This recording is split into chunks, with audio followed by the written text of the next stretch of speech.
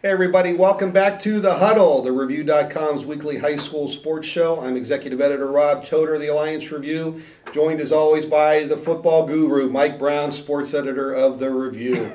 And Mike, today we're going to take a look at Week 10 of the high school football season. Can you believe it is the final regular season of the football season? No, it goes so quickly, and I think there's so much excitement. You blink your eyes, and it's Week 10 already. But, you know, we've had some great games through the season. Hopefully we're going to have some great rivalry week games leading into the playoffs the following week.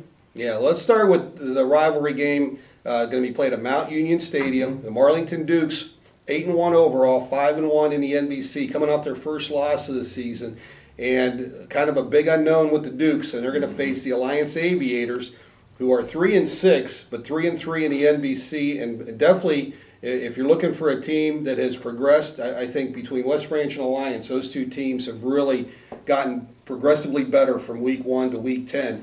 But I guess the great unknown is DeMonte Thomas and his health. Yeah, and we just don't know how that's going to go this week, if he's going to play or not. Hopefully he will play. You want to see everybody at full strength when you have a big rivalry game like this. But if he doesn't play, I think all bets are off, and this game is anybody's because it's a rivalry game to start with.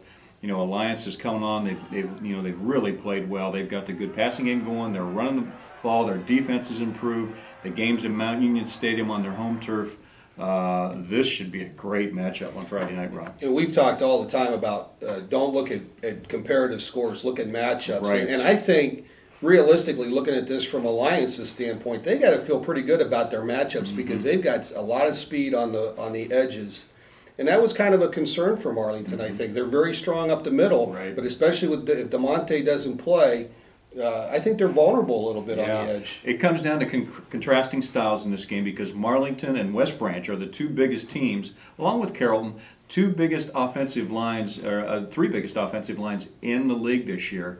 Where Alliance is more of a smaller team, but extremely athletic, extremely fast. So it's going to be interesting to see which style wins out Friday night. If the big, powerful football team wins out, or if the team that gets to the edges, has the speed, wins out. Yeah, and I saw the Carrollton Alliance game. You mentioned Carrollton and Marlington being very similar in style. Yeah. And Alliance really dominated that football game from about the middle of the second quarter on. Right. So, Marlington may be a little better than Carrollton because based that they won that game, but Carrollton had some injuries in that game that hampered their effort. So that's going to be a great matchup. I'm really looking forward to that game. And I hope DeMonte Thomas comes back because, like I said, I mean he's one of the greatest players in Ohio this year, and you sure don't want to see his season end that way. So you hope that he comes back. You want to see these teams play at full strength, and we certainly hope for the best for him. And you got to believe the Alliance kids are hoping, they want to face the best competition they can face, and I'm sure they're hoping the best for DeMonte as well. Another rivalry game, and we got to stay in the NBC here. West Branch clinching, well, they didn't clinch anything yet. They've got to win to tie, at least tie Marlington for the league title, but they go to Salem. This is a game where you throw all the records out. We've seen it time and time again. Salem's 0-9, but they would consider this a 10-0 season if they can pull off the upset on Friday night. Right, and that has happened in the past before where West Branch had a great season. In fact, I think in a season past, probably about 20 years ago, they were 9-0 going to Week 10. Salem was having a rough year, and Salem knocked them off at Clinton Haycock Stadium, where that game is at again Friday night. This is on paper, this looks like a mismatch. But in the NBC this year, I've learned, because all the teams are so similar, you have to look at the individual matchups. This is a game where West Branch has given up a lot of yards through the air this year. Salem is a team that runs the spread offense and throws the ball. Now, Salem has had its problems on defense, so it could be where this could be a shootout, where West Branch is scoring with its running game and Salem is scoring with its passing game. So, and plus you throw in the rivalry aspect of that, and you just don't know what's going to happen. Yeah, based on how Brendan Wells ran against Marlington last week, it's hard to. It's funny to say that you don't want West Branch to score too quickly with their running game, but that possibility exists because you don't want to give the ball back to Salem. Absolutely. So that's going to be a fun game, I think. Now, also in the NBC, Louisville they've clinched another winning season, despite some of the injuries they've had. The Leopards are going really well again, and they're going to host Canton South, who's 6-3. So that game's for third place in the NBC realistically. And then Minerva has struggled, and again with injuries. We've seen week in and week out how injuries can affect every team in this league. And they go to Carrollton, and that's always a big rivalry as well. Oh yeah, that's. I tell you what, Carroll and Minerva throw out the records because that is a very intense rivalry, and I've come to realize that in my times at the Review. I never realized how intense and bitter that rivalry is, but I know now that that means everything to each one of those schools to win that game, regardless what kind of record they have. Yeah. Big rivalry in the parochials, St. Thomas and Canton Central Catholic. St. Thomas has probably clinched a playoff spot. Well, we know they've clinched a playoff spot. Canton Central Catholic, injuries have just dogged them all year, but I mean they're 4-5 and they've got a chance to go 500. So there's that added aspect for the Crusaders as well. And I think for St. Tom, this is a good warm up for the playoffs. I mean they've played so well this year. They've been so consistent. You know they're playoff tested from last year. They got a playoff win down at Woodsfield Monroe Central.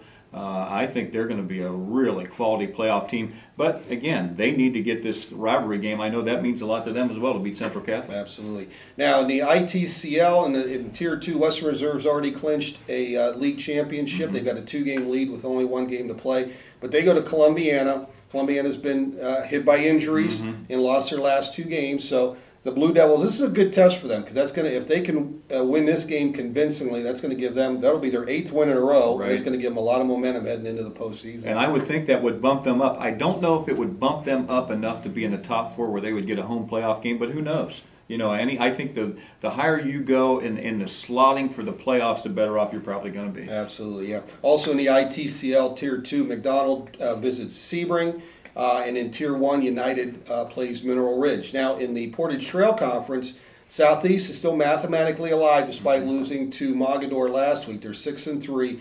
They're going to face a 7-2 Woodridge team, so there's potential there for a lot of computer points. Right, and that's a good matchup. I can't tell you who's going to win that game. That's probably one of the better matchups as far as 2 teams that are even in talent this week, and that should be a good one. Yeah, the only thing they have in common is they both lost to Mogador, so take that for what it's worth. Right. And also in the Portage Trail Conference, Waterloo and Rootstown hook up, and that's a good rivalry game as well. Sure. Just a few reminders. Make sure you play Pigskin Picks in the Review. You pick up a copy of Monday's paper, fill out the form. You can win some great prizes.